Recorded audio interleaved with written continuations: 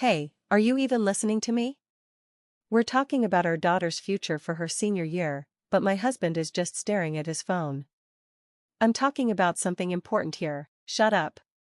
If she wants to go to college, she'll have to pay for it herself.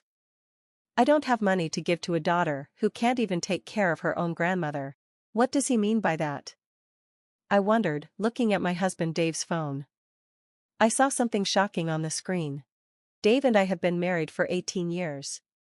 Our daughter Anna is a sophomore in high school. I was having a good meal. Make sure to clean up your plate, I reminded Anna. Okay, Mom. Aren't exams coming up soon? I asked. Yeah, I'm studying for them now, Anna replied. You should start thinking about your future career, too.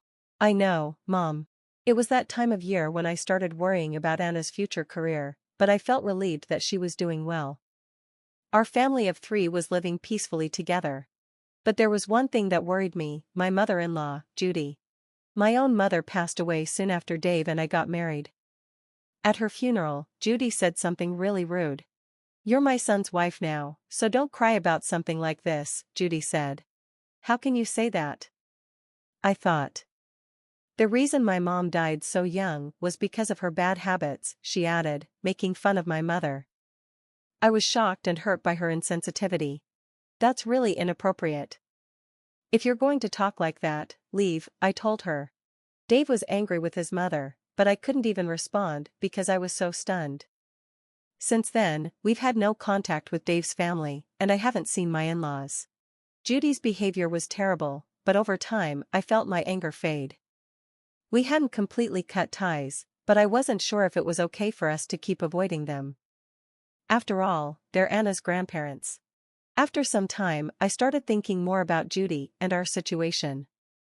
Then, I got the news that my father-in-law had passed away. Since he was Dave's father, we went to the funeral.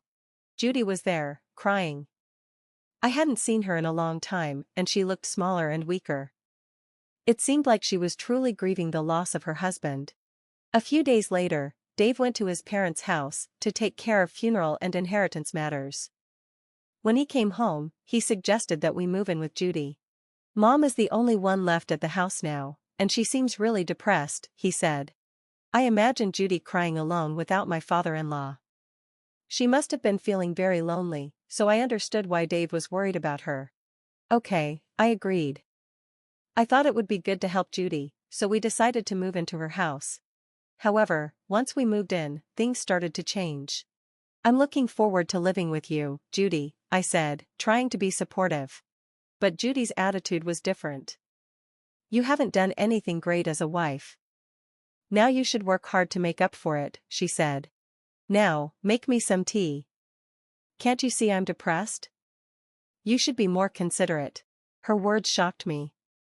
I agreed to move in because I thought she was lonely, but her attitude was harsh.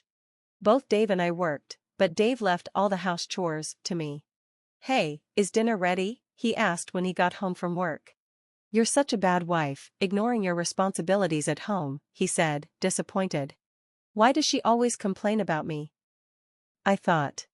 Judy started blaming Anna too. Hey, go fold the laundry, she told Anna. I'm studying right now, Anna replied. What a useless girl, just like your mother, Judy said. Girls should help around the house, not just study. You're so annoying, Anna snapped back. She was going through an awkward phase, so she started rebelling against Judy. Studying is useless. Doing chores is more important, Judy argued. You're so annoying, Anna muttered. Judy's relationship with Anna kept getting worse. I started to regret our decision to live with her and wondered why I had agreed in the first place. Meanwhile, Dave seemed to be getting influenced by Judy's way of thinking. When Dave came home, Judy would greet him in a way that showed she was starting to control him. Welcome home, honey, she said. Let me take your jacket and bag. You should sit and relax. Thanks, Dave replied, enjoying the attention. Judy would then say, it's actually the wife's job to serve her husband.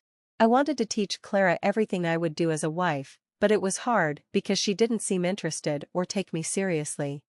When Judy lies and cries, Dave always defends her and doesn't listen to me or Anna. Clara and Anna are always bothering me. Please do something about it, sweetie, Judy would complain. You're disgusting, harassing my own mother, Dave would say to me. I've never bothered her. I'd reply. She always messes up my laundry, and it's terrible what she does to me. Stop lying. Judy would shout. You're not being a good wife at all. Grandmother's lying, and all you do is take her side, Dave would yell. Stop butting in. I was getting frustrated. I'm only able to live this life because of me. Don't you realize that? Believing Judy's lies, Dave started swearing at me and Anna. This continued, and over time, Anna became a senior in high school. One day, it was time for Anna's parent-teacher conference. I always went to the conferences and told Dave about them. This time, after dinner, we were talking about it in the living room. Anna was considering going to college. I've narrowed it down to a few colleges with the program I want, Anna said. Her teacher told her that one of the colleges she was looking at was a good choice. Hey, are you even listening to me? I asked Dave, but he was just staring at his phone. He wasn't paying attention at all. He didn't seem interested in what I was saying, just like last year. I'm talking about something important here, I said. Shut up, Dave replied. If she wants to go to college, she has to pay for it herself. I don't have money for a stupid daughter who can't even take care of her own grandmother. I was shocked and rolled my eyes at him. What does he mean by stupid? I don't have any money of my own. You're being so irresponsible, Dad. You're just like your mother. I wonder how she raised you, Dave snapped at Anna. That's enough. Anna shouted back at him. You have the nerve to depend on me for money and call me selfish. Judy joined in with Dave. If the mother's not good enough, the daughter won't be either. A daughter who doesn't know her place doesn't deserve anything. Exactly, Dave agreed. Why should I pay for a selfish daughter? I couldn't take it anymore. How could they say such things about Anna when we've been saving for her college? If you're going to be this rude about money, fine, I said, frustrated. I'm getting a divorce. Dave scoffed. You think you can afford Anna's college fees on your own? You're an idiot. If you want a divorce, go ahead, he said, not caring at all. Dave yelled at me, looking down on me. I don't want a useless wife who can't take care of her own husband's family. And I don't want a stupid daughter who's been raised by such an idiot wife. The savings we've made together will be for my family, mainly my mother, so don't even think about using it. I answered calmly, I see. Well, I hope you live in a world where your arrogance is tolerated. Dave yelled at me more, but I didn't flinch. I turned to Anna and said, don't worry about the money, just follow me. Anna, confused by everything that had happened, stayed silent. You're going to go to your father and cry to him, aren't you? He's probably annoyed at you for depending on him at your age, I continued. But I guess it can't be helped since he raised you to be his idiot daughter. I paused and then added, you get angry when people speak badly about your family, but you speak horribly about others. You're so contradictory. Anna seemed to realize something when I said that. Let's go now, Anna. Yeah, I'll follow you, Mom. So, Anna and I left my parents-in-law's house and decided to stay at my parents' house for a while. A few days later, I asked my lawyer to begin the divorce process and sent a certified letter to Dave. A few days after that, Dave showed up at my parents' house. What are you doing here? I asked. He immediately apologized, looking foolish. I'm sorry. I don't want a divorce. Please come home. I had already noticed that the savings we had made together were disappearing. When I asked the credit card agency to do a background check, I found out that Dave had been spending money at a club with hostesses. He had secretly been preparing for a divorce. It turned out that Dave had been one of the customers at the club that the hostesses didn't want to deal with. He had even proposed to one of the club hostesses, saying, I'm going to divorce my wife, so marry me. When she rejected him, Dave wasn't satisfied and kept pursuing her. Eventually, he was banned from the club for his behavior, and she blocked him on all contact platforms. But Dave didn't give up. He waited near the club, still begging her to listen to him, but she coldly rejected him. His colleagues at work noticed his behavior, and soon he was shunned within his company. When his boss found out about his actions, he was called in for questioning. I heard you've been stalking a club hostess, his boss said. I'm not impressed with that kind of behavior. Dave insisted, I'm serious about this relationship. I want to marry her. I really love her. The boss responded, I understand your feelings, but I'm not sure she feels the same way. I'll make her understand if I talk to her, Dave replied. The boss was confused. But don't you have a wife and daughter? My wife and I are divorcing, Dave said. Both my wife and daughter are annoying. They even have the nerve to talk about going to college. The hostess is a much better woman than my selfish wife and daughter. Dave explained to his boss about the events leading up to the divorce, but his boss was shocked by Dave's shallow arguments. What are you thinking? His boss asked. As a husband, you should be considering your wife's feelings. Did you even listen to her?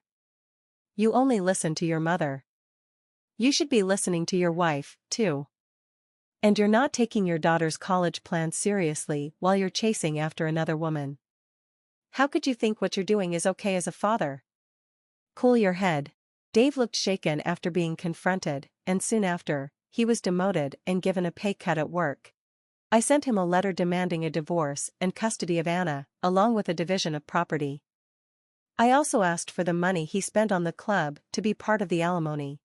Dave immediately apologized, saying, I'm really sorry. I was wrong. Let's start over. I responded, even if we don't get divorced, you still have to pay the money you spent behind my back. Dave was surprised. I knew he didn't really want to pay, he didn't genuinely want us back. I sighed in disgust and said, I can never get back together with someone like you.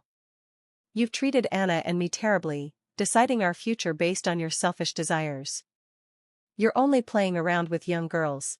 I refused to get back together with him for good. Then, my daughter Anna appeared from the back of the house. She looked at Dave coldly. I'm really sorry, Dave said. I'll be a good father to you. Let's start over. Anna snapped, do you even realize what I've been going through these past few months? If you think one simple apology can fix things, you're being foolish. Just because I'm in high school doesn't mean you can look down on me.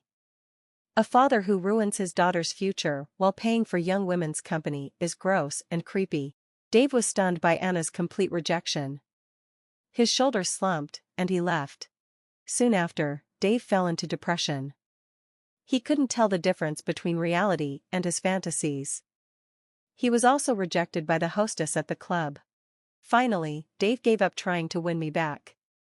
He started paying the money I had claimed from him, including the money he spent at the club and the alimony. He covered it with the inheritance from my ex-father-in-law, but it wasn't enough, so he paid the rest in installments. The monthly alimony and child support were tough for Dave, especially after his pay cut. A while after the divorce, Judy visited me at my parents' house. You've made my life difficult, she shouted at me. I forgive you, so you should forgive my son and come back home. I was fed up with my selfish mother-in-law, who always looked down on me. I called Dave, and he rushed over to pick Judy up. What are you doing, Mom? He asked, frustrated. I'm telling your stubborn wife to get her act together. Judy yelled. I'm not his wife anymore, I replied calmly. I have a record of everything you've said to me. If you want, I can file a claim for alimony. Judy got angry. How dare you talk to me like that? But Dave finally lost his temper with his mother. He got so angry that he had Judy placed in an institution. With the alimony, child support, and facility payments, Dave's life became very tight financially. He had to do all the housework by himself and was living a lonely life. Meanwhile, Anna and I were living peacefully at my parents' house.